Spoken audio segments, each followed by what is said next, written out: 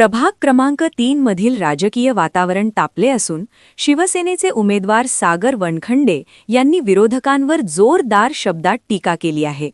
गुन्हेगारी पार्श्वभूमी कोणाची आहे हे सर्व मतदारांना चांगलेच माहीत असल्याचे सांगत विरोधकांच्या वैयक्तिक वादातून झालेल्या भांडणांचे खापर आमच्यावर फोडू नये असे स्पष्ट शब्दात सागर वनखंडे यांनी म्हटले आहे।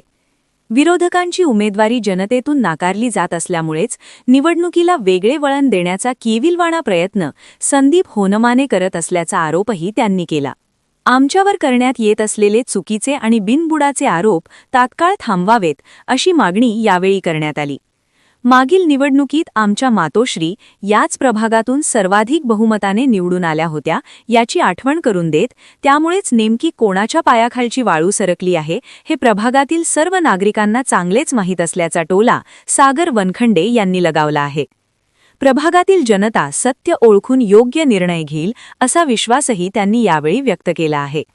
नमस्कार, मी सागर मोहन वनखंडे, प्रभाग क्रमांक 3 शिवसेनेकडून मी उमेदवारी अर्ज दाखल केलेला आहे। आणि आज जो आपले संदीप होनमाने यांच्याकडून जे बिनबुडाचे आरोप माझ्यावरती झालेले आहेत की मी गुंड प्रवृत्तीची लोकं पाठवून तिथं त्यांच्या गाड्यांची तोडफोड केली, त्यांना धमकवलं, हे मी आरोप आज या ठिकाणी फेटाळतोय। आज ह्या आरोपामध्ये काहीसुद्धा तथ्य नाही असं माझं मत आहे। कारण की जी गुंड वृत्ती ही कुणाची आहे हे सगळं आमच्या जनतेला आणि ह्या भागातील सर्व लोकांना माहिती आहे। हे त्यांच्या जुन्या वैरातून हे जे गोष्टी घडलेल्या आहेत त्याचं खापर हे फोडून सहानुभूतीचं वातावरण करायचं या ठिकाणी वनमाने कुटुंबियांकडून प्रयत्न झालेला आहे।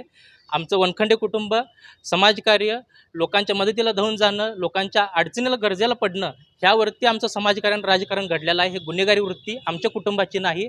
त्यामुळे संदीप होनमानेंनी हे आरोप करणं थांबवावं आणि हे या ठिकाणीच थांबवलं गेलं पाहिजे। कारण की वाळू सरकलेली आमच्या पायाखालची वाळू सरकलेली नाही आहे।